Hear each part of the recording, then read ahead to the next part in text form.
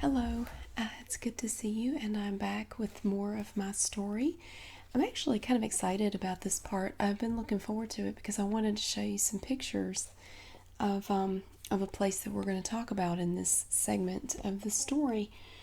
First of all, we talk about I will mention a place called the Little Concert Hall, and I wanted to show you some pictures of it. It was a real thing, and I lived there for a period of time when I was involved with this church in my life. In real life, I lived in this place, and I wanted to show you some pictures of the Little Concert Hall just to give you a frame of reference when I talk about it, what it actually looked like. Here's a picture right here, and this was a really old house. It was built back, I could be wrong, I'd have to look this up, but I think it was actually built back in the early 1800s. You can see it's very ornate. I mean, it has lots of heavy trim on it. It was dark blue and white. Here's a picture of it from the front. And I got to live there for a little while. I'm sorry about the glare. But I did get to live there for a while, and it was really cool. The only bad thing about it was that it did need a lot of work because, like I said, it was really old, and it had been empty for a while, and it did need some work done to it. I didn't stay there long enough to actually do any of the work that needed to be done. It was during the time that I lived there that I realized I was not going to stay permanently. So I didn't invest any time or money in fixing the place up. And I was only renting it anyway. I didn't purchase it or anything. So it's funny too because in the upstairs part of this house, every night there was this three-legged raccoon who would drag itself. It would go up the side of the house somehow. Raccoons are very strong. If you don't know anything, they're very strong. He had a bum leg. One of his back legs was messed up, and he would go up the side of the house. And he lived up in a section of the upstairs part of the house. There was some way he was getting in. There was an opening where there shouldn't have been one up there, and he lived in the upstairs part of the house. And you could hear him walking around up there, and he would drag that bum leg behind him. And I was so angry at that thing. But then, I mentioned the apartment that Liddy lives in. Well, this is a picture of the real thing. And again, I'm sorry about the glare. The glare's coming from the camera, but this, and you can't really see it because there are trees in front of it. But this is the apartment that I lived in during the time that I was involved in the church. It was hard to get a good picture of it because it had these big trees in the front.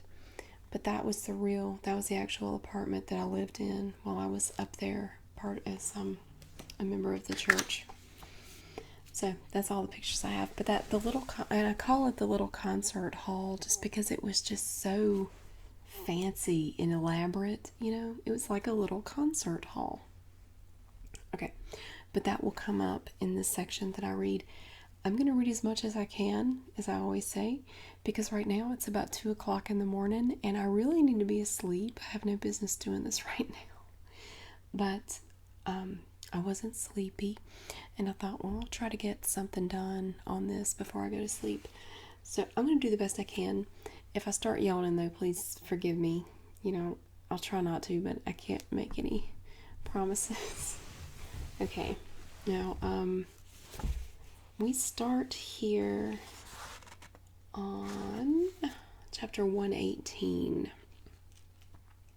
So this is chapter 118. I got a weird feeling as soon as I pulled into the driveway at Sister Andrew's apartment. All the sisters from our group were already there, and the room fell silent as soon as I walked through the door. Sister Andrew got up off the couch to come greet me. "How wonderful to see you," she said, and she gave me a long, hard hug like I'd been gone for months.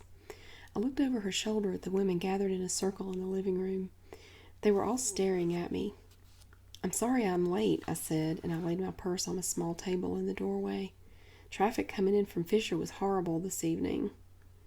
The sisters nodded and smiled weakly as they exchanged glances. The truth was I'd stopped by my apartment to change clothes, and Richard desperately wanted me to stay. He said he needed to talk to me about something, but I didn't get to find out what that something was before Aiden shooed me out the door. I felt like something wasn't quite right about that whole situation, so by the time I got to Sister Andrew's and felt the weird vibe there, I started wondering if I wasn't paranoid. The Bible study was on deceit and trickery in the church, and no one, not even Sister Veronica, wanted to sit near me. I kept telling myself it didn't matter. I'd be out of there like a shot as soon as Aiden said I could go. So what did I care what these clucking passel of hens thought of me? They know, I thought. They found out something. But what could they possibly know? Richard had been hiding out in my apartment for less than 24 hours. I'd been going to all the single sisters functions, services, Silver Star meetings, everything. I always smiled and shook hands and played the part of a devoted Open Arms member. But yeah, something was definitely up. I thought of the line from that worldly Nirvana song, just because you're paranoid don't mean they're not after you. We finished the Bible study around 8, and then we sang several of Pastor Faust's favorite hymns. Then the sisters settled back with their snacks and drinks to gossip for a while. It had become the norm since the trial began that within the first 5 minutes of the gossip session, the conversation turned to Pastor Faust and what was going on in court. Well, good news is ahead, Sister Andrea said right on cue. She wiped a bit of ranch dip off her chin. The states finished up their testimonies, and now the judge finally gets to hear the truth. Amen, the sisters said. Amen. I looked around the room at these people who had claimed to be my best friends since the day I arrived in Dalton Fisher. Everyone was sitting with their back to me, and I knew it was on purpose. How can you possibly know anything about the trial? I asked Sister Andrea. Did you hear this from Pastor Faust? I've been in every service and meeting at the church, in all of which we were told not to read the paper or watch television or listen to the radio to avoid the media's negative spin on the trial, and I don't remember hearing anybody saying anything about what was going on in court. I was just wondering how it is that you know anything. Everyone in the room had turned around to gape at me by the time I finished. Sister Andrea took a breath, started to say something, then just exhaled. She picked up another potato chip and dunked it in the jar of ranch dip on the coffee table. Let's just say that some of us are more privy to information than others. Not everyone in the ministry can handle the information that certain people have been entrusted with. But yet, here you are blurting it out to all of us, I said. So much for keeping it under wraps, I guess. What do you have to keep from us that's so horrible anyway? What's there to handle? The other sisters shuffled and fidgeted nervously. Pastor Faust tells us what we pass on to others, Sister Andrea said. It helps keep people's spirits up. Not that there's anything to worry about. Oh, if you only knew, I thought. If you really knew. I sat there and looked at her for a long time, and no one said anything. More fidgeting. I just wanted somebody to tell me why I was getting the cold shoulder from everybody. I got back home around 10 or so, and Richard and Aiden were sitting on the couch watching some cop drama on television. Did y'all have a good evening? I asked. Aiden came and woke me up, Richard said, and Aiden nudged him with his elbow. I got a couple hours sleep. You don't have any decent food in this place. Well, excuse me, I said. I wasn't expecting company. We could order a pizza if you're hungry. I'm not, he said. Was there something you wanted to talk to me about when I came by here earlier? Nah, he said. Forget it. I leaned in closer to study his face. Are you sure? You seemed awfully... It's nothing, he said, and he went back to watching his program. Aiden took me out into the hall and closed the door. I need you to come to court tomorrow morning, he said. I put fresh batteries in your tape recorder, and you need to be sure you have some blank tapes. What's happening tomorrow in court? I heard Pastor Faust's witnesses are supposed to start their testimonies soon, or they already have. Something like that. I was thinking about asking Richard to join us. Would you have a problem with that? No, but do you think he's ready for it? After today, I would say so, Aiden said. Why? What happened today? Let's just say he won't hear anything tomorrow that'll surprise him too much. Richard might have been ready, but I was totally blown away. We only stayed for Brother Ken's testimony. The following is what I transcribed during Brother Ken's testimony on that day. And here again, we have the format of transcripts, court transcripts. And I'm going to have to tell you who's talking before they say stuff. We have the judge, the defendant's attorney, plaintiff's attorney, and then Ken, Brother Ken Thomas. Okay, defendant's attorney. Mr. Thomas, can you please tell the court where you currently live? Ken, I have lived at 635 River Road, Apartment B, for the last 9 years. I'm pretty sure I won't have a home there anymore after this morning, though. Defendant's attorney, well, we strike that. Are you married? Ken, I'm a widower. Defendant's attorney, Your Honor, may I take a moment to discuss something with my client? Judge, you may. And then there's a pause. And then the defendant's attorney comes back and says, no further questions, Your Honor. And then the judge says, are you sure? Defendant's attorney, yes, Your Honor. And the judge says, cross. And the following is the cross-examination. Plaintiff's attorney, Mr. Thomas, you mentioned that you were pretty sure you wouldn't have a home at 635 River Road, Apartment B, after this morning. Why is that? Ken, because I'm not going to lie under oath like I was instructed to. Plaintiff's attorney, who instructed you to lie, Mr. Thomas? Ken, C.T. Faust. Plaintiff's attorney, and who is C.T. Faust?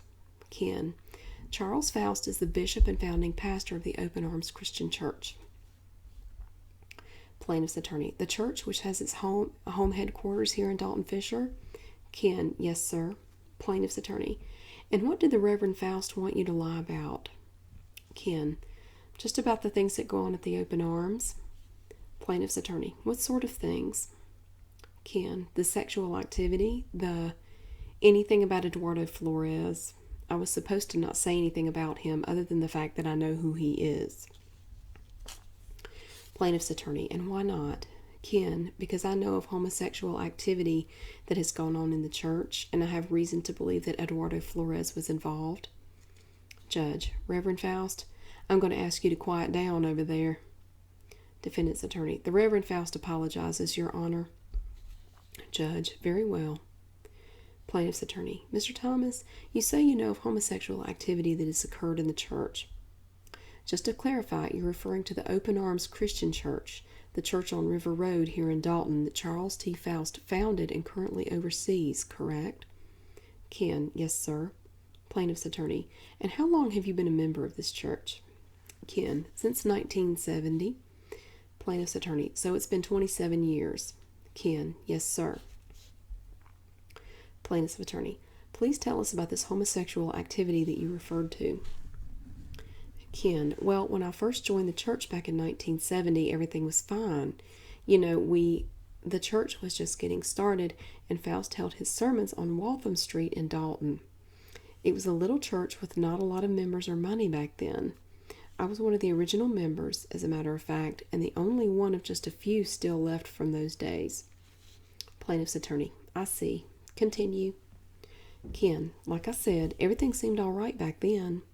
But then after we built the new church on River Road in late 1970, I guess we'd only had a couple services, and Faust, and then there's a pause, and he says, just give me a second. Judge, if you need a break, just let me know. Ken, thank you, Your Honor, I'm all right. It was 2 weeks or so after we had our first service in the new sanctuary, and I was up on the 5th floor in Faust's office with him. Plaintiff's attorney, you're referring to the church on River Road. Ken, yes. Plaintiff's attorney, were you and Faust alone? Ken, it was just the two of us, yes, sir. Plaintiff's attorney, and what happened? Ken, Faust asked me if I ever masturbated. I thought it was a weird question. He said he needed to know as my pastor how I dealt with certain urges of the flesh since my wife had disappeared and I no longer had, I didn't have any other way to satisfy those urges with her gone. Plaintiff's attorney, you say your wife disappeared. Ken, yes, sir. She disappeared just before we broke ground on the new church on River Road. Plaintiff's attorney, did she ever return? Ken, no, sir, she was murdered.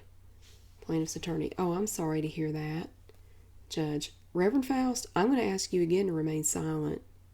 Mr. Brown, if you can't control your client, defendant's attorney, yes, Your Honor, it won't happen again. And the Reverend Faust apologizes. Judge, please continue, Mr. Pavlov, who is the plaintiff's attorney. Plaintiff's attorney, thank you, Your Honor. Again, Mr. Thomas, I'm sorry to hear about your unfortunate loss, and I apologize for asking you these uncomfortable questions here this morning. Please continue with your statement. Ken, well, like I said, this was back in late 1970. Maybe it was November of that year. Faust asked me if I masturbated because he was concerned about my salvation. I told him I hadn't masturbated in a long time. I was still in shock and upset about my wife leaving. At that time, I thought she just up and left me and our 2 children. I was dealing with a lot of anger back then over it. Plaintiff's attorney, what did Faust say when you told him this? Ken, he said it wasn't healthy not to deal with my urges of the flesh because eventually they'd lead me to fornicate with a woman, which was a sin unto death. I'd go to hell for it. I told him, look, Pastor Faust, I don't ever think about it.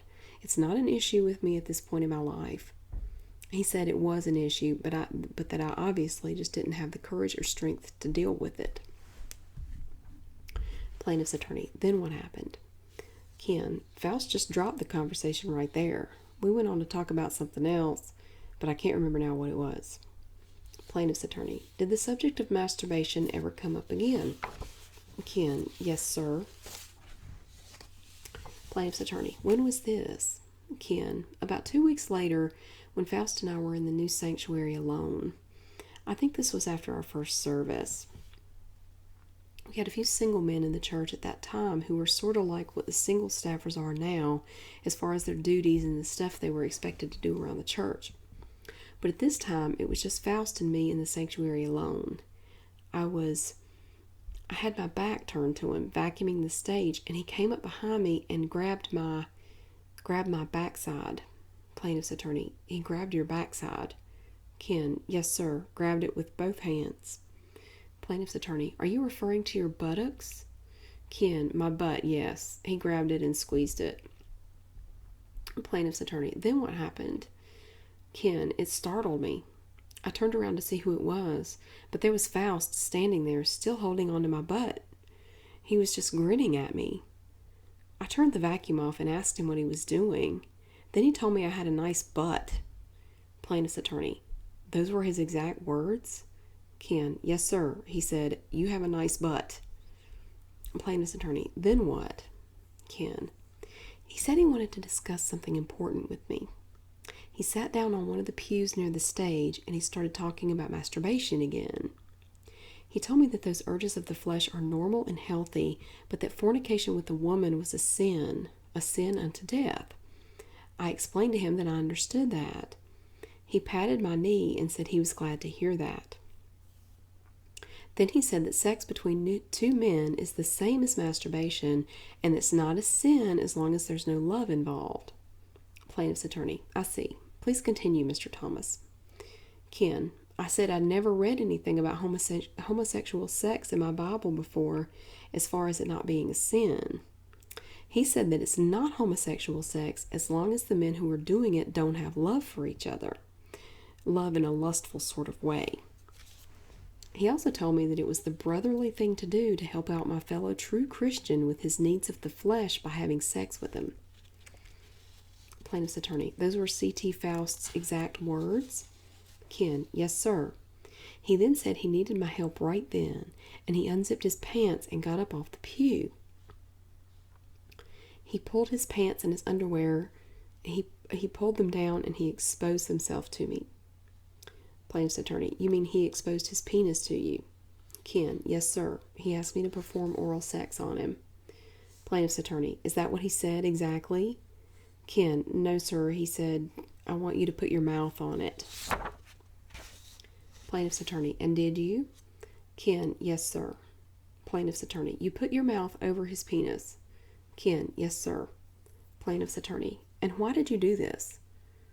And then there's a pause, and the judge says, Mr. Thomas, do you need a break? Ken, no, Your Honor. I'm all right. Plaintiff's attorney, please, Mr. Thomas, take your time. It's okay if you feel like you need to take a few minutes. And then Ken, after a pause, says, I did it because I believed in Pastor Faust. He was the man who had all the answers about God, life, everything. And my life was full of nothing but questions at that point, especially with my wife disappearing out of the blue and being left alone with 2 kids to raise on my own. The church and Faust were the only family I felt I had.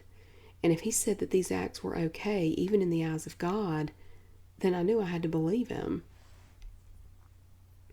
Plaintiff's attorney, what happened after you put your mouth on his penis, Mr. Thomas? Ken, what do you mean? Plaintiff's attorney, I mean, did you suck on his penis or did you just hold it in your mouth? Ken, I just sort of held it in my mouth. Plaintiff's attorney, were you touching any part of Faust's body with any other part of your body? Ken, he asked me to put my hand around his penis also, my right hand. Plaintiff's attorney, so you had your mouth and your right hand touching his penis? Ken, yes, sir. I can't remember if I touched him anywhere else. Plaintiff's attorney, and did Faust ejaculate? Ken, yes, sir. Plaintiff's attorney, where did he ejaculate? Ken, on the floor. Plaintiff's attorney, then what happened? Ken, he pulled a handkerchief out of his pocket and cleaned himself off. He wiped off the pew and the floor, and then he pulled his underwear and pants up. Plaintiff's attorney, and what did you do? Ken, I just sat there on the pew where I'd been the whole time. Plaintiff's attorney, then what happened? Ken, Faust said, God forgive me, and he left the sanctuary. Plaintiff's attorney, he said what? Ken, God forgive me. Plaintiff's attorney, did he say or do anything else before leaving the sanctuary? Ken, no, sir. Plaintiff's attorney, now, did Faust approach you in a sexual manner again after this one incident? Ken, yes, sir. Plaintiff's attorney, when? Ken, there were many times, and many different people were involved. Plaintiff's attorney, how long was it between this first occurrence in the sanctuary and the next time Faust approached you? Ken, 3 days. It happened right after a Wednesday night service. Plaintiff's attorney, what happened? Ken, the same thing, basically. I was cleaning up the sanctuary. I was there by myself, and Faust came up behind me and grabbed my backside. Then he said, what would you do if I was to get you? Plaintiff's attorney, C.T. Faust said that? Ken, yes, sir. Quote, what would you do if I was to get you? Unquote. Then I asked him to explain what he meant by that, and he said, quote, what would you do if I was to get you in the tail? End quote. Plaintiff's attorney, and what did you say? Ken, I said I didn't know what I'd do. He just laughed when I said that. I thought I knew what he meant, but I wasn't positive. Plaintiff's attorney, then what happened? Ken, he asked me to perform oral sex on him again. Plaintiff's attorney, and did you? Ken, yes, sir. Plaintiff's attorney, can you estimate how many times Faust has approached you in this way with respect to sexual encounters? Ken, oh, I don't know. In my 27 years in the church, I'd guess, maybe I'd say 200 times. Plaintiff's attorney, and was there a pattern to it? Were there certain times of day or days of the week that he would approach you? Ken, it was always after a service, like after a Sunday morning or Sunday evening or Wednesday evening service. Those 2 times I just told you about were the only 2 times he ever did it in the sanctuary. After that, he'd always call me up to his office, and we'd do it in there. Plaintiff's attorney, were other people involved in these sexual encounters? Ken, yes, sir. Plaintiff's attorney, who were these other people? Ken, there was Carl Steele, Clayton Christian, Phil Smith. I can't remember everyone's name. Some of them are men who were in the church for a while but then left. It's been years now since some of them left, and I can't recall their names anymore. Plaintiff's attorney, what happened with these other men with respect to sexual encounters? Ken, Faust would call us up to his office after service. It was always a different group of us. and he'd have us take off all our clothes and perform sexual acts on each other and on him. Plaintiff's attorney, when you say him, you're referring to C.T. Faust, correct? Ken, yes, sir. Plaintiff's attorney, was a young man by the name of Eduardo Flores ever present for these meetings? Ken, yes, sir. Oh, I'm sorry, no, sir. Plaintiff's attorney, all right, we'll come back to Eduardo. What went on during these meetings with Faust up in his office? Ken, Faust would pull this cushion out of his closet and put it on the floor in his office. He'd either sit on the cushion or lie down on it. Then he'd have whoever he'd summoned up to his office to take their clothes off and start doing what he asked them to do. Plaintiff's attorney, what sorts of things would Faust ask the men to do, for instance? Ken, he would say, you go get him, or you lay down and let him suck on you. Things like that. It was different every time. Plaintiff's attorney, can you remember on average how many men would be involved in these sexual meetings? Ken, it would just be Faust and me most of the time. Plaintiff's attorney, and did Faust approach you for homosexual sex during your entire time you were in the Open Arms Christian Church? Was there ever a time that he stopped coming to you for sexual favors? Ken, it never stopped, no sir. It got to be less frequent as we got more members. I guess he had more men to choose from and I was getting too old for him. Plaintiff's attorney, did Faust ever say anything like this to you? Ken, yes sir. I remember him slapping me on the behind one time after I'd given him oral sex and he said I wasn't a spring chicken anymore. Plaintiff's attorney, in the past year, how many times would you say Faust has approached you for sex? Ken, in the past 12 months? Plaintiff's attorney, yes.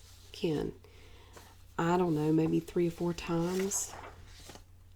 Plaintiff's attorney, let's get back to Eduardo Flores. How do you know him? Ken, he's been a member of the church for quite a few years, maybe 4 or 5 years. I think he was 12 years old when he joined our church in Los Angeles. Plaintiff's attorney, did he remain in Los Angeles during those entire 6 years? Ken, no sir. He came to visit the Dalton Fisher Church at least twice a year for several weeks at a time, and he stayed with Faust and his wife at their house on River Road, just down the road from the church in the single men's housing. Plaintiff's attorney, you said earlier that Eduardo was never present during any of your sexual encounters with C.T. Faust, correct? Ken, yes sir. He wasn't ever a part of it. Plaintiff's attorney, do you have any reason to believe that Faust ever engaged in any sexual activity with Eduardo during Eduardo's 6 years in the Open Arms Christian Church? Ken, yes sir. Plaintiff's attorney, what reason do you have to think that? Ken, because Eduardo came to me one day right after a church service, this was several years ago, came to me one night and begged me to let him stay with me at my apartment instead of going over to Faust's house to stay. Plaintiff's attorney, did Eduardo say why he wanted to stay with you? Ken, he said he was afraid to go over to Faust's house for the night. Plaintiff's attorney, did Eduardo say why he was afraid? Ken, he said, I didn't believe him at the time he said this, and I regretted not believing him since then, but he said he was afraid Faust would come after him during the night. Plaintiff's attorney, did Eduardo explain what he meant by that?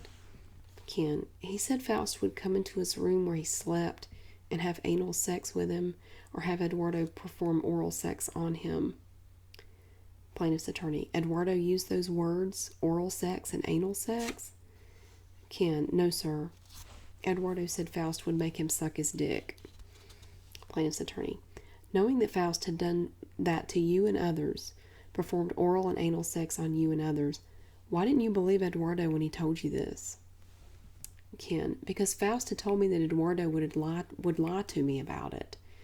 Faust said that nothing had gone on between him and Eduardo, but that if Eduardo wasn't getting his way, he would try to lie and say Faust had been abusing him sexually. And Faust had been telling me and the other single brothers for years that Eduardo would lie to get out of doing other things he didn't want to do. Faust said he expected Eduardo to be well behaved when he stayed in Dalton Fisher, and that Eduardo was expected to follow rules at his house, at C.T. Faust's house, Faust had been telling me and the others stuff like that for years, and I took his word over Eduardo's. And like I said, I've regretted not listening to Eduardo since then. Plaintiff's attorney. And how old was Eduardo when he asked you if he could stay with you at your apartment, if you remember? Ken. I'd say he was probably about 13 years old. Plaintiff's attorney. What did you do after Eduardo told you this, if anything? Ken. I communicated with Eduardo. I communicated what Eduardo had said to Faust the next day. Plaintiff's attorney. What do you mean you communicated to Faust? Ken. Well, communication is a big thing in the open arms. You're not allowed to have secrets or anything going on in your life that C.T. Faust doesn't know about. If you're a single brother in the church and something happens after you leave the church for the night or go to work or whatever, you call and communicate it to Pastor Faust. Usually you have to leave a message for him with the phone attendant because he can't come to the phone, but you're expected to communicate everything. And if you don't communicate something that Pastor Faust thinks is important and he finds out about it later, you can get in trouble for it. Plaintiff's attorney. I see. What did you say when you communicated with C.T. Faust about Eduardo speaking to you? Ken. Eduardo had approached me in the sanctuary after the Sunday morning service, and Faust was already on his way up to his office. We were still in the old sanctuary at that time. Eduardo came running up to me, and that's when he asked if he could stay with me. As soon as I got away from Eduardo after telling him no, I went up to Faust's office and told him about it. I remember telling Faust how disappointed I was to actually hear Eduardo lie and carry on and act all dramatic, just like Faust said he would when he wasn't getting his way. God, I should have known. Plaintiff's attorney. I know this is difficult, Mr. Thomas, but I only have a few more questions for you to answer, and I apologize for my lack of preparedness here this morning. Quite frankly, your testimony has, I think, caught a few people off guard. I just wasn't as prepared as I obviously needed to be, and I'm sorry about that. Ken, that's okay. Plaintiff's attorney. What is your official position in the Open Arms Christian Church? Ken, I was Faust's assistant. I'm no longer part of the church, though. I left last night, and I have no intention of ever going back. Plaintiff's attorney. You mentioned that you have 2 children. Are they members of Faust's church? Ken, yes, sir, they still are. Plaintiff's attorney. How do you feel about that?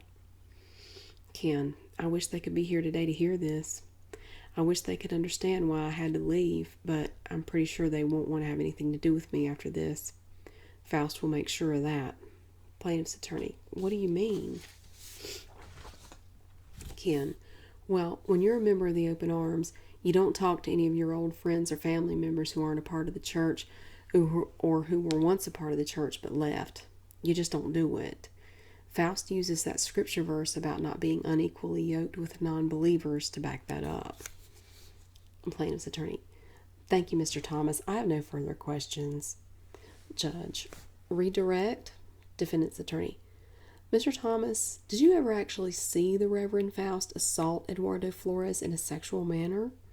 Ken. No, sir. Defendant's attorney. In fact, you've never seen the Reverend Faust exhibit anything even remotely resembling inappropriate sexual conduct around Eduardo Flores, have you? Ken. No, sir. Defendant's attorney. We have nothing further, Your Honor. Judge. Very well. Anything further, Mr. Pavlov? Plaintiff's attorney. No, Your Honor. Judge. All right. You may step down, Mr. Thomas. Thank you. And that's the end of the testimony. I sat there in amazement the whole time Brother Ken was testifying. I think the last of my brain's defenses for Pastor Faust fell as he spoke, and I felt like I was going to pass out. This can't be real, I thought at one point as I glanced back at Denali and Pastor Steele sitting on the row behind us. Aiden invited Brother Ken to join us at a cafe down the street from the courthouse after he finished his testimony, and he agreed to go. We dodged the protesters and a few reporters as we went out the front door and made our way down the steps. Things aren't looking too good for Pastor Faust, Richard said after we got to the cafe and found an empty booth. I'm glad I was there to see it. Did y'all see how red his face was while Brother Ken was up there? I thought he was going to explode. Poor Charles, Aiden said. Just when he no longer has his personal whipping boy to take it out on, his whole world falls apart. He let out an evil chuckle. I feel so sorry for him. As if he didn't bring it on himself, Richard muttered. I sat there and ate my biscuit and gravy while they talked about the particulars of Brother Ken's testimony. All I could do was stare at Brother Ken in disbelief for the longest time. It's like he wasn't even a real person or something. Aiden kept an eye on me as the conversation continued, and about the time the waitress came over to drop off the check, he spoke to me.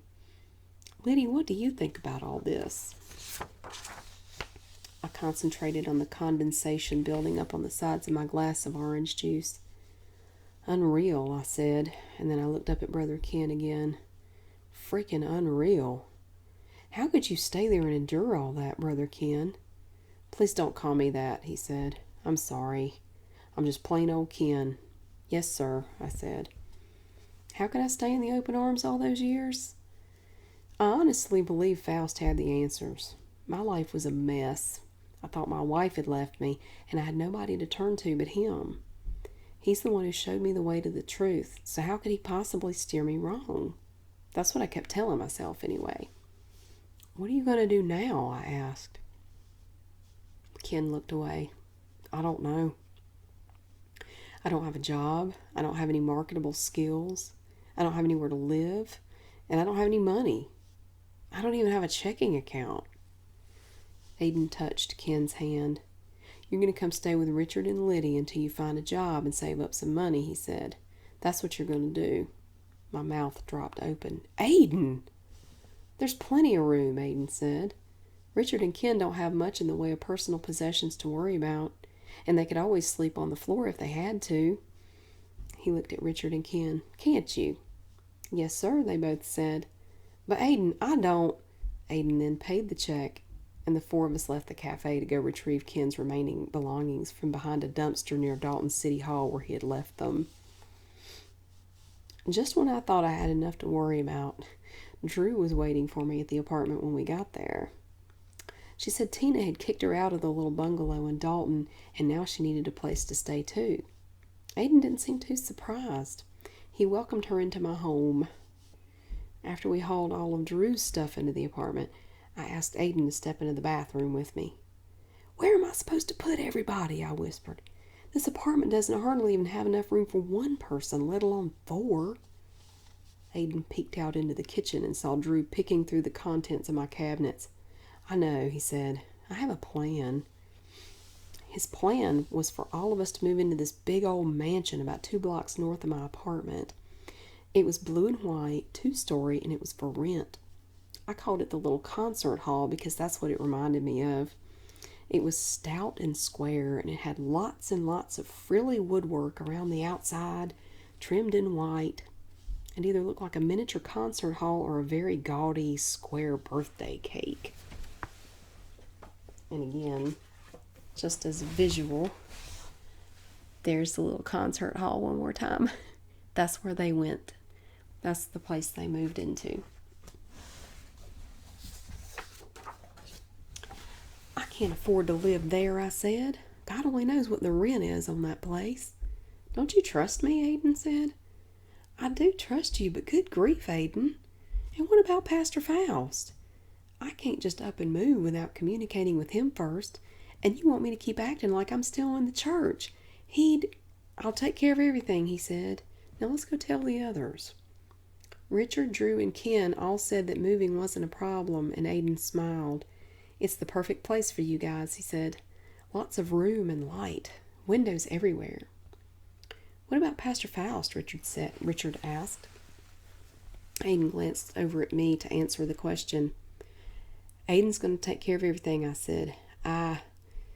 It'll be all right. Your ass is grass as soon as Pastor Faust finds out, Drew said. She'll be fine, Aiden said. I've taken care of you, haven't I? Yeah, Drew muttered. Good God, I said. Aiden, is there anybody who doesn't know you? He laughed. Are you guys ready to go to your new house? What, are we going to get to take a look at it before we rent it? I asked. No, you're going over there to stay. He gestured to the door. Why don't you all hop in Liddy's bus and ride over there? Liddy knows where it is. This was the wildest thing Aiden had done up to that point. We drove the 2 blocks north, and no lie, we pulled up to the little concert hall, went to the open front door, and all of our stuff was inside. Cups and dishes were in the cabinets, clothes were in the closets, everything. Aiden had the lease agreement there for me to sign, and he'd already taken care of the first 2 months' rent for us. I have some pictures of the little concert hall in one of my photo albums. It was built in 1866. Okay, it was later than I thought. And it still stands as a historic landmark in Indiana. That house was just awesome. All 3,800 square feet of it. After we stopped walking around the house in amazement, going up and down the stairs and into the basement, gawking at everything, we settled down in the living room, new furniture, with some snacks and drinks, all stocked in a brand new refrigerator. I stretched out on the sofa and sighed.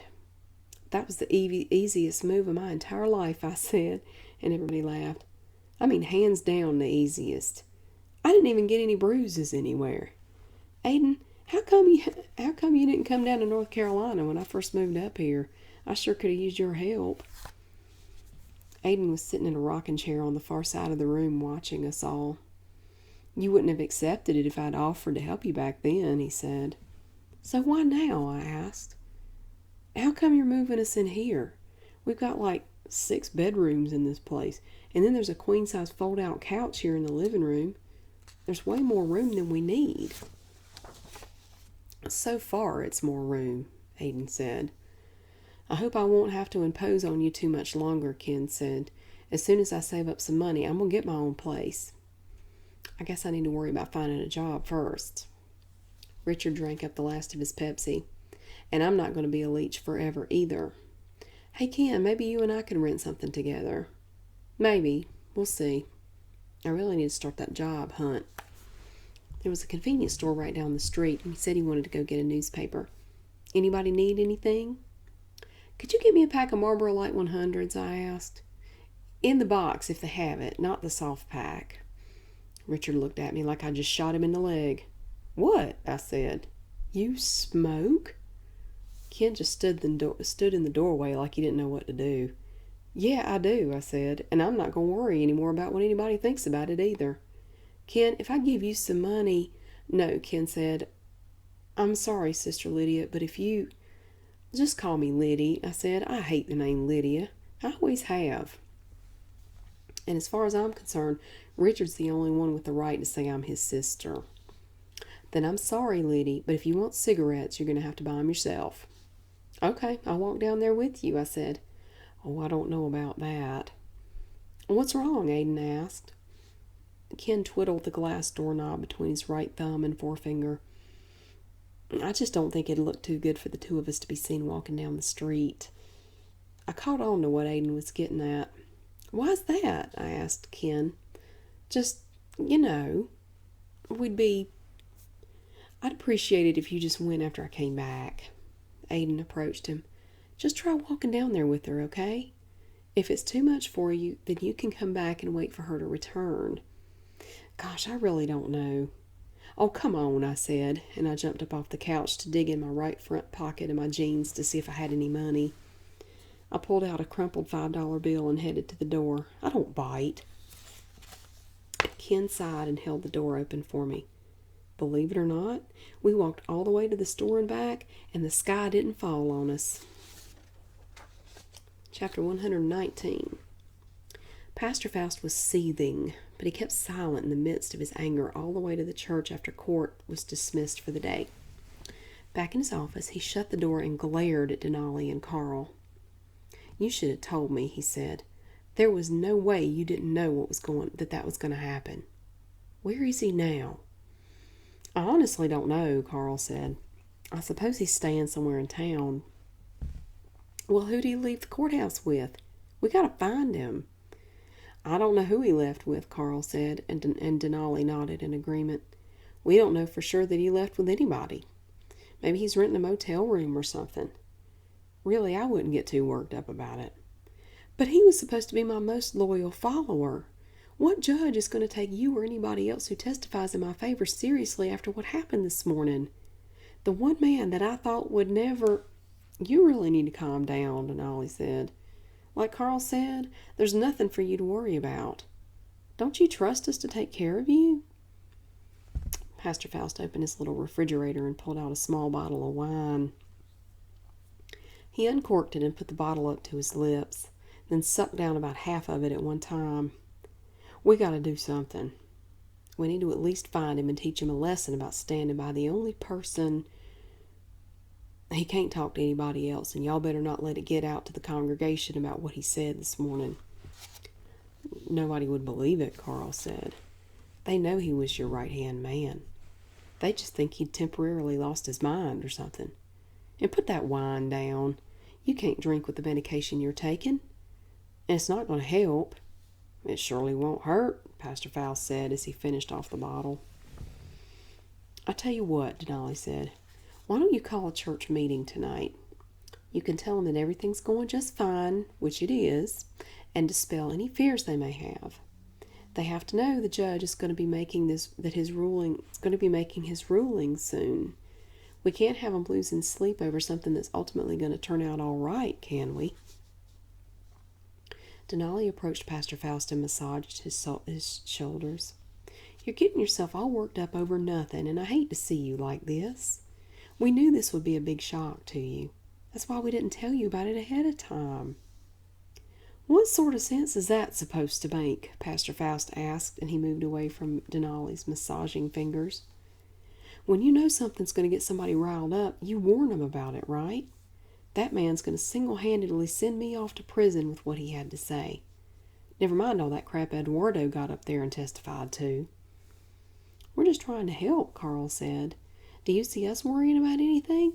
No, and we're not going to. Things are going according to the plan, and I'll tell you as often as it takes to convince you that you have absolutely nothing to worry about. It's all going to work out fine. You'll be back here where you belong, running this church, seeing souls saved, all that good stuff. And imagine how this will affect your parishioners. They already know you're anointed. This will give them a chance to see that truth really does win out over evil. You'll be vindicated, and they'll love you even more for being able to stand up to the forces of Satan and beating him down. You'll have your victory, and every last person in this church will be here to rejoice with you. But there are people who look up to Ken, Pastor Faust said. They'll never understand why he left. That's why you have to get up there on that stage tonight and explain some things. Let's get the single brothers on the phones. We'll organize a meeting right now. The sanctuary was packed by 6 o'clock that evening. Ruby and Carl took their seats upon the stage behind Pastor Faust, and the orchestra was playing I'll Fly Away in honor of Pastor Faust's current struggles and trials. Pastor Faust got a standing ovation as he walked out on stage at the beginning of the last verse of the song. He stood there, dabbing sweat off his face with a handkerchief, and he waved and smiled at the cheering crowd of nearly 3,000. God bless you, he said quietly into the microphone. It couldn't be heard over the cheers and the music that reverberated throughout the hall. God bless you all. As the music faded away and the congregation took their seats, Pastor Faust walked over to the pulpit and rested his hands on either side of it. Good evening, church.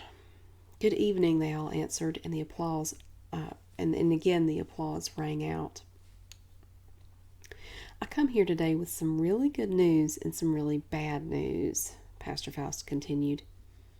He gestured to Ruby and Carl sitting behind him. Y'all have probably already noticed that there's one less chair up here than there normally is. It's my sad duty to report to you that our brother, Ken Thomas, is no longer a part of this ministry. The crowd gasped and looked quickly back and forth at each other. I know. It's a terrible loss. Mr. Thomas has decided the Open Arms is no longer his church, but do you know why that is? He decided that lies and deceit are better than the truth, and he showed that to me in court when he testified just this morning. He lied under oath. Yes, I know that's hard to believe, but believe it, church. And when I realized what he was up to, God saw fit to show me that former brother Ken Thomas no longer has a place in this church. Pastor Faust leaned into the microphone, anger blazing in his eyes.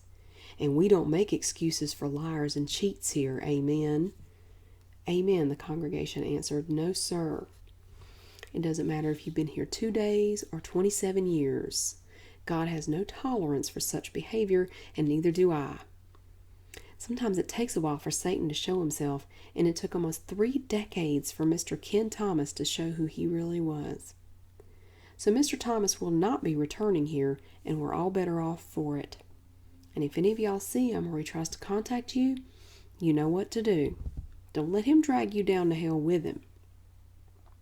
You get on the phone or come to my office as quick as you can, and you let me know where you saw him. Like when you see a car wreck, you shouldn't try to get involved.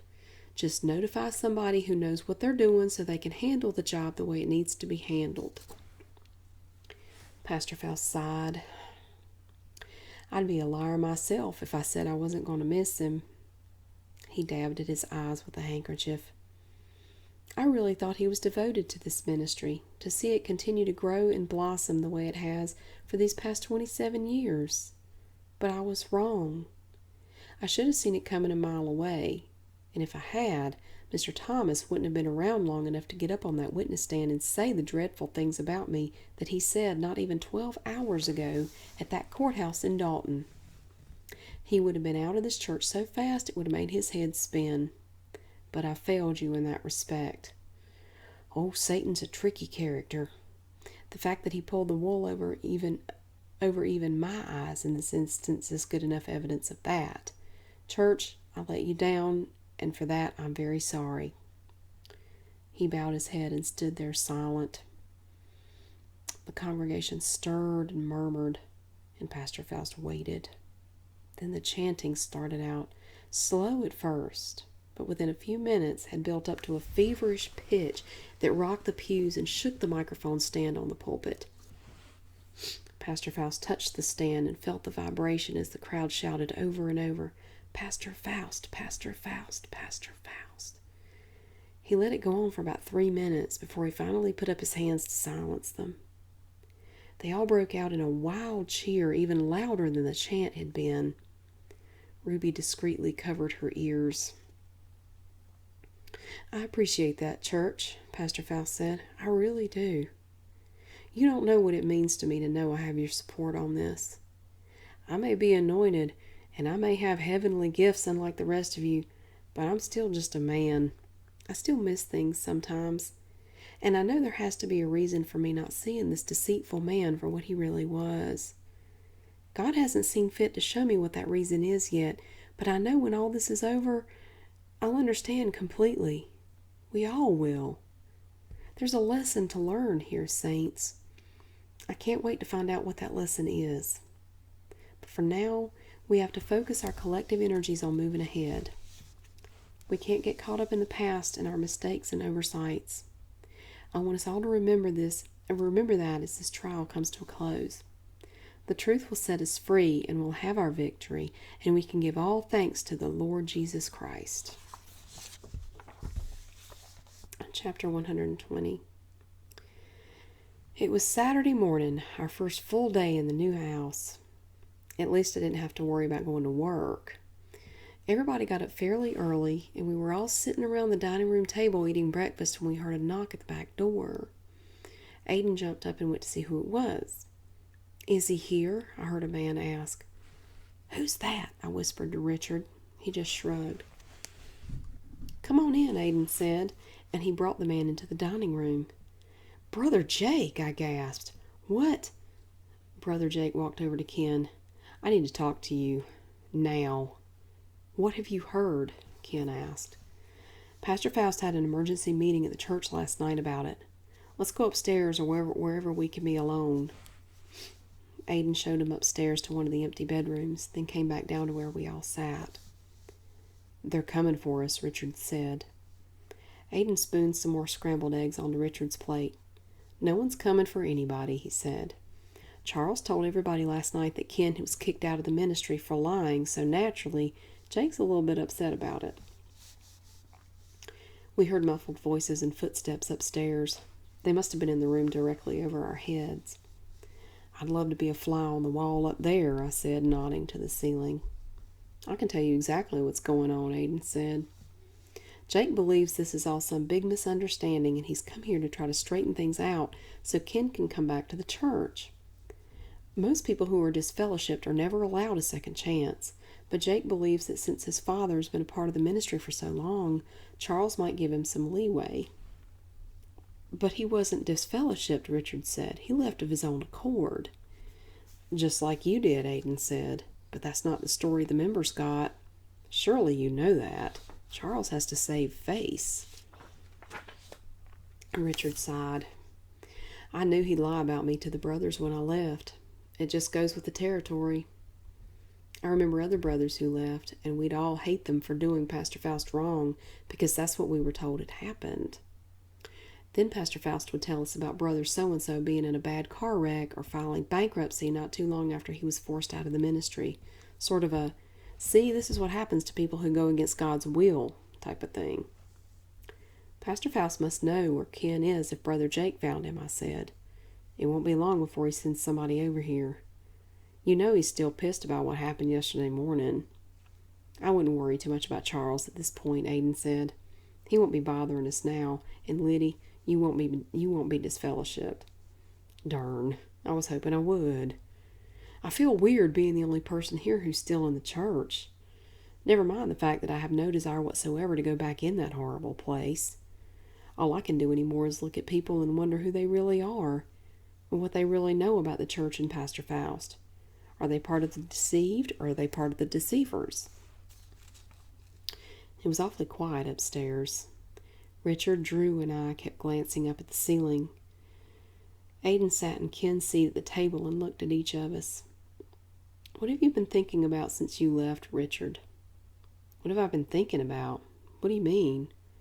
Well, not just thoughts, I guess. Emotions and thoughts. What sort of feelings have you had? What thoughts go along with those feelings? I don't know, Richard said.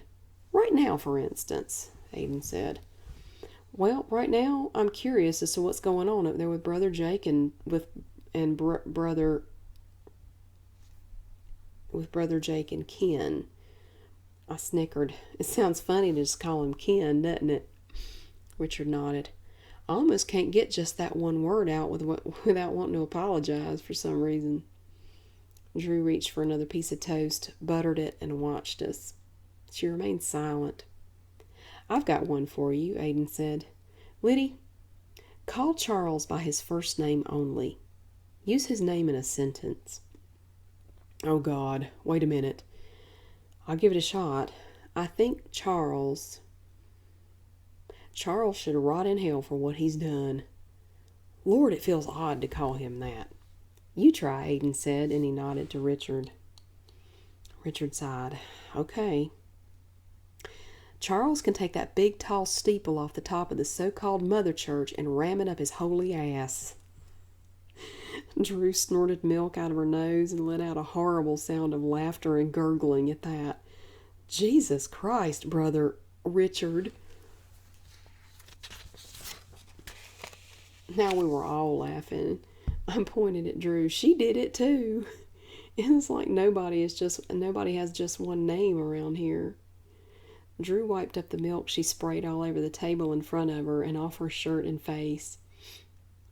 I never would have dreamed in 100 years I'd hear you talk like that, she said, looking at Richard. Call him by his name, Aiden said. Richard, Drew replied, and then she looked at me. Damn, that does feel weird. It's like you see these people for so long, and you know you're supposed to call them one thing, but then one day you aren't supposed to call them that anymore, but your brain still wants to. Like somebody who changes their name when they get married, and that new last name just sounds wrong or something. It's like really weird. What other things have been strange since you left the church? Aiden asked her. What other things? Nothing really. At least I don't have to watch my back anymore. Like I can go to the store now without being rebuked for going by myself, or maybe buying something the sisters don't think I need to have, like a brand name shampoo or some new razors. Richard snorted. God, I can relate to that. They give you $20 a week to live on that's supposedly your money to spend on hygiene products and junk like that. But then if you drive anywhere, you have to pay for gas and stuff for your car, which takes way more than any stinking $20 a week. So there's never enough left over for stuff like socks and underwear and deodorant and whatnot.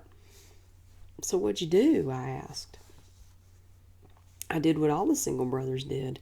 I got a credit card to charge things on. You start out thinking you'll just charge a little bit, right? And you never get anything you don't need. But then you can't make the payments and your $20 isn't enough, so you ask for more money from the church's accountant, and he says you'd be able to make do on the $20 if you were prayed up and spiritual enough in your stewardship or some crap like that. So you get another credit card and another one after you max that one out. Then you end up with really bad credit, like most of the single brothers in the church. Geez, I said. But why didn't y'all ever try going to the accountant and showing him some of your credit card statements so he could see it wasn't just junk you were buying? It was stuff you really needed but couldn't afford on $20 a week. Maybe that would have helped you get some more money. God, what am I saying? I've been told that the single brothers give their paychecks to the church. They either do direct deposit or write a check for all of it minus $20 a week. Right? Right, Richard said. What kind of crap is that? This is your money we're talking about. Money you worked for and earned, and you're asking the church if you can keep it like you're some child? Excuse me for saying it, but that's bullshit. They said that... Richard sighed and started over. Okay. The Brotherhood is supposed to be this esteemed secret group in the ministry that all the single men in the church want to belong to. From the day they recruit you into the ministry, they build up the Brotherhood like it's some big honor to be invited to join. Only single men can be in it, and only single men that Faust handpicks. If he doesn't pick you, you're given the reason why, and then you have a certain amount of time to fix whatever the problem is. I didn't get picked the first time around because I had a truck, and I was told I had to buy a van so I could drive people around for Bible studies and do ministering at the training center. Faust let me in after I did that. I have a question, I said. Did Faust come on to you before you were in the Brotherhood or after? This was less than a week after I was informed that I'd been, quote-unquote, accepted, Richard said. Jesus, that must have been awful. Get back to what you were just talking about, Richard, Aiden said. Right. So they make it seem like a real honor to be in the Brotherhood. And then when you're asked to sacrifice, that's also like a privilege. And you give till it hurts. Literally. You totally screw up your credit because you can't live on what they allow you to have. You give your car over to the ministry, and whoever they decide should drive it. You can't afford to live anywhere but in the church's group housing, and therefore never get to socialize with anyone outside of the group because they watch you like a hog. My van's been wrecked twice, the transmission's shot, the interior's totally trashed, and it hardly runs anymore. Pretty bad when you consider it's not even 10 years old yet. Where is it? I asked. At the church. How come you don't go over there and get it? I signed the title over to them. You what? Why would you do a stupid thing like that? Because that's what everybody in the Brotherhood who has a vehicle does. You just sign the title over to them. Give it all to God, you know. Lay up your treasures in heaven and don't worry about worldly possessions. And just to answer the question you asked a little bit ago, yes, I went to the accountant with some of my credit card statements. I even had store receipts, and I showed him that they were necessary purchases. I made my case for needing more of an allowance than I was getting. He denied my request. But you're a grown man, I cried. I don't get it. You make... How much do you make? I'm not really sure right offhand. Just guess. Richard thought about it for a minute. I don't know, maybe $60,000 a year? Drew's eyes nearly bugged out of her head. So did mine. You have got to be kidding me, I said slowly, pronouncing every syllable. And except for $80 a month, you've been giving all of that to the church? Yep. Oh, Christ. And how many guys are in this Brotherhood thing? 392, Aidan said. In Dalton Fisher, anyway. I'm not so sure about the other congregations at the moment. And they all give pretty much their whole paycheck to the church? I said. Aidan and Richard both said in unison that they did. Can you imagine how much money the church makes off those guys? I said. And I was about to venture a guess when we heard Ken and Brother Jake coming down the stairs. They entered the dining room. Jake was white as a sheet, and we could tell Ken had been crying. Ken turned to Aidan, who was leaning in the doorway of the kitchen. Could we borrow that videotape? Aidan went over to my safe, which was sitting on the floor next to the far wall in the dining room. He unlocked it and got the tape out. Ken and Brother Jake were about to take off to the living room to watch it when Aidan stopped them. Sorry. He pulled the transcripts out of the safe and handed them over to Ken. These are for afterwards. I'll be in here if you need me. Ken just nodded, and he and his son retreated to the living room. What happened up there? Richard asked. After a pause, Aidan said, I'm sure that over the past few days or weeks or however long you've been aware of what Charles is doing, all three of you have wondered which of the brothers were involved in it. How many of them Charles got? Each of you probably has one or maybe two brothers in mind that you wonder about more than the rest. Somebody you could never imagine doing something like that, but yet you know it's possible that they did. He pointed at my brother. Who's your guy? My guy? You were never involved in the little meetings Charles had up in his office, or in certain motel rooms in Norfolk or Los Angeles. Therefore, you have no more knowledge about who's involved and who isn't than Drew or Liddy here. So who's the one brother who seems the least likely to be one of his victims, I guess you could say? I already know he was involved, Richard said. Brother, I never in a million years would have thought Ken would do something like that. Even with all the stuff I've learned, I still haven't really accepted it, I don't think. You were the one I wondered about, I said to Richard.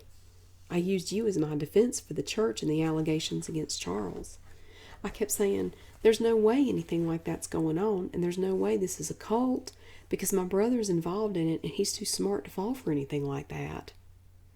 I guess we blew holes all in that theory, huh? Richard said. Something about the look on his face when he said that infuriated me. God, I can't believe I defended that place. I can't believe I defended those people. What are you feeling just now? Aidan asked me. I feel like a moron, I said. I mean, what sort of defense was that? My brother's in it, therefore it's not a cult. All those people are somebody's brother or sister or child or whatever. They can't all be idiots, and they're not clones, even though a lot of the brothers look alike to me. It's the mustaches, Richard said. No, it's more than that. It's something in their eyes. They remind me of Stepford wives or something. That complacent, vapid stare they have. It's spooky. So you feel like a moron, Aidan said. You feel like a moron, and you're freaked out by the look in the brother's eyes. Well, the mustache thing is pretty strange too, I said. It's not just the look they have on their face all the time. They look like me after I've had about 2 beers. They just walk around with that perma-grin on their face. It's just weird how they do that. And they all use the same phrases for stuff. And it's like they all move in the same way, if that makes any sense. It's the way they walk and the way they hold their heads. I don't know what I mean. I can't describe it. They want to emulate Faust in every way they can, Richard said. That's encouraged. Why do they have mustaches? Aidan asked me. Have you ever stopped to wonder about that? I figured that out not too long after I noticed most of the single guys in the church had them, I said. They were copying Pastor.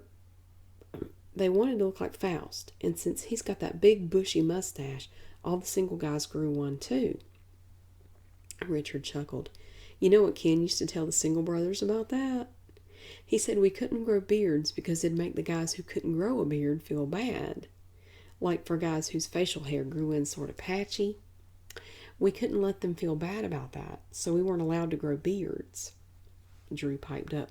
Who gives a shit if you have a beard or not?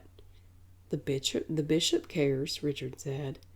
I don't know how much you guys know about the single brothers or how much you've learned from your cousin Stuart, but the single brothers don't have a lot of say-so about things in their lives.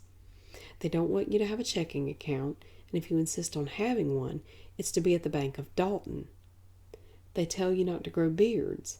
All you can have is a mustache, and they encourage all the single brothers to grow one and groom it to look just like Faust's. You can only work where Ken tells you can work, unless you're in the military. And if you're in the military, chances are that Faust is going to have somebody try to talk you into getting out as soon as possible. Well, with Ken gone now, I don't know who's going to be handling the job Gestapo detail. Jake, more than likely. I wouldn't count on Jake being there to do that, Aiden said. We all got quiet and strained to hear what was going on in the living room. The television was still on, and I wondered how far into that segment about the church they'd gotten. I wondered if Jake would freak out the way Richard did once he heard Faust tell his bold-faced lies about his victims. I wondered if he had really been one of them. Chapter 121.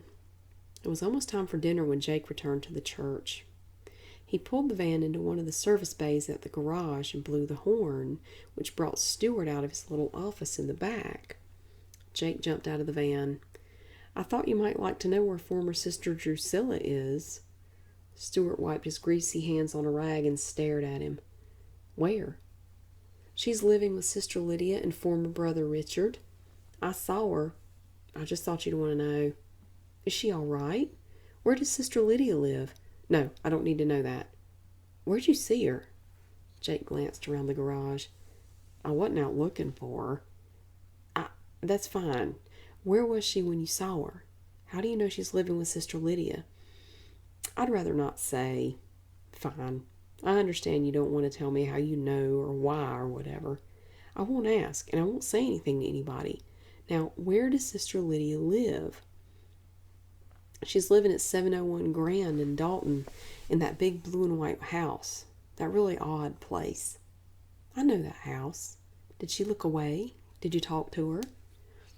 Jake looked out the garage bay toward the church. I guess she's all right. I didn't talk to her, no. Hey, man, are you all right? No, Jake said, I'm not. The two men stared at each other for a moment.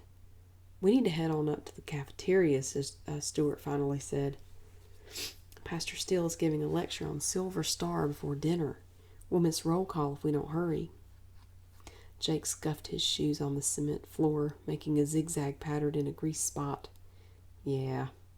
What's the matter, Brother Jake? Are you going to tell Pastor Faust about this? No. Do you think it was wrong for me to let you know I saw her? By whose standards? Jake looked up from the floor. Just the right ones. Oh, I didn't know. Are you glad I told you? I'm relieved to know she's okay, Stuart said. I'm glad, yeah.